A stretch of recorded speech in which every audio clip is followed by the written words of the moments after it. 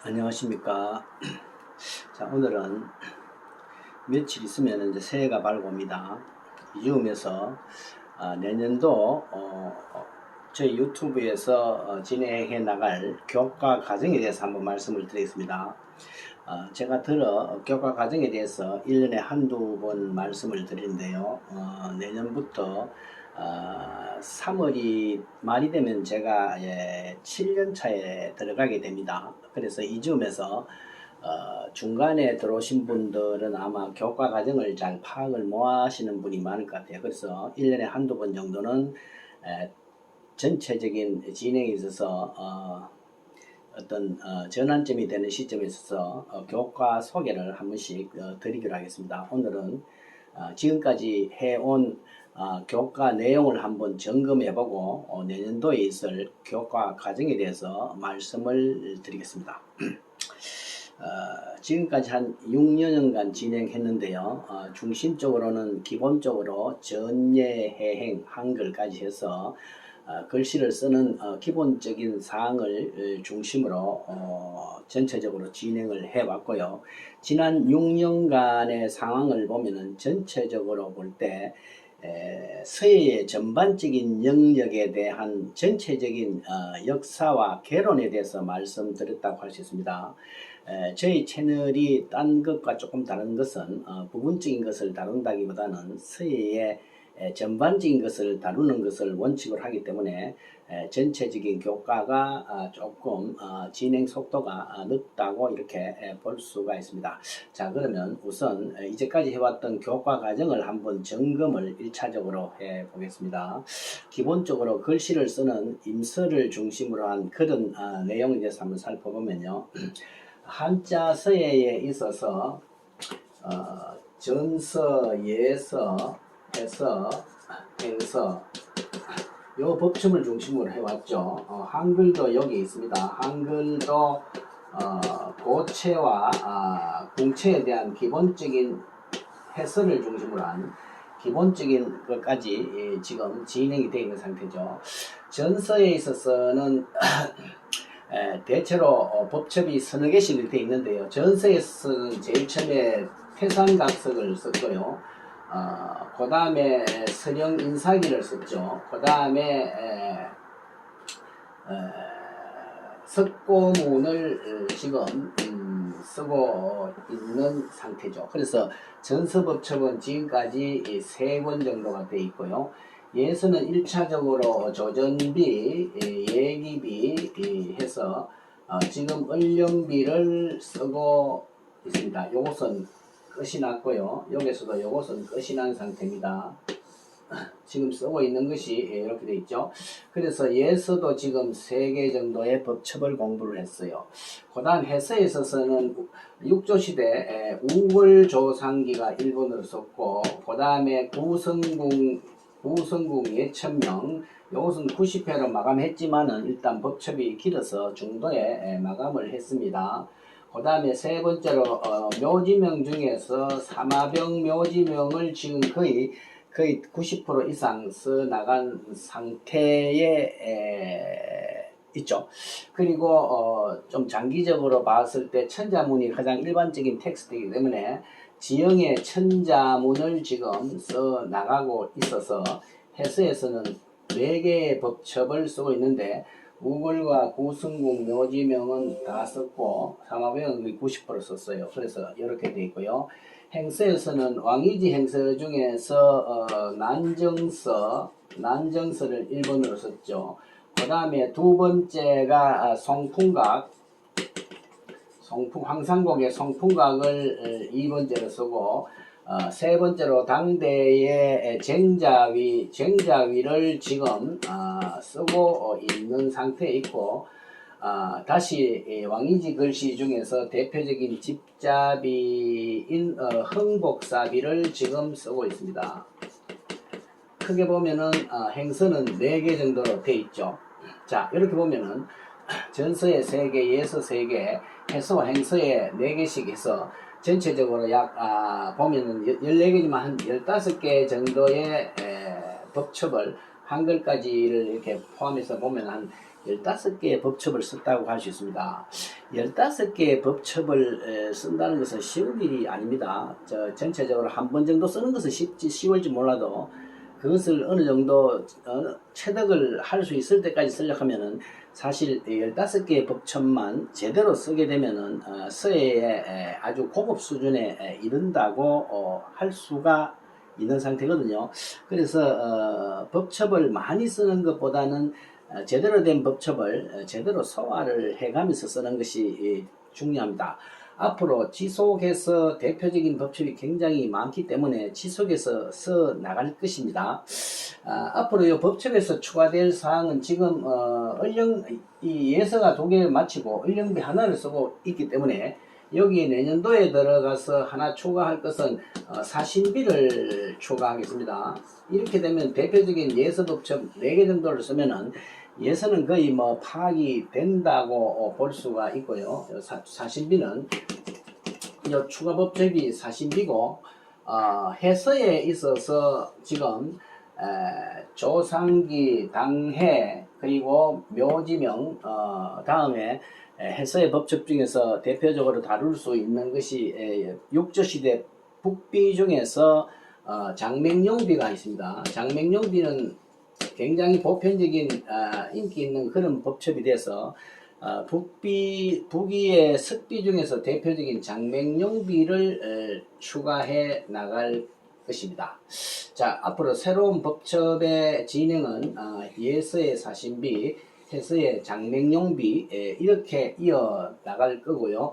그리고 요거와 거의 뭐 비슷하게 조금 약간 차이를 두고 전서 중에서도 우리는 소전을 중심으로 하고 석고문은 소전과 대전의 그 분기점에 있는 것이거든요. 그래서 춘추 전국시대 이른바 대전이라고 할 수 있는 이런 보통 건문인데 건문이라고 이야기하는데 건문을 추가해 들어가도록 하겠습니다. 석고, 선행인사기, 태산각석을 이해하면은 약간 소급해서 석고보다도 한 단계 전 단계가 건문이에요. 건문에 대해서는 세부적으로 다시 분야를 만들어서 만나가면서 건문 중에서 산시반, 모공정, 요런 대우정, 요런 대표적인 법첩이 있는데 건문을 소개하면서 산시반 법첩으로 전서를 진행해 나가도록 그렇게 하겠습니다. 요 점을 잘 참조하셔서 제가 지금 쭉 쓰는 법첩은 무작위로 쓰는 것이 아니고 제가 각 서체에 대한 소개에 있어서도 법첩에 쓰는 순서에 대해서도 말씀을 드렸으니까 각 서체의 첫 강좌를 참조해 주시면 되겠습니다.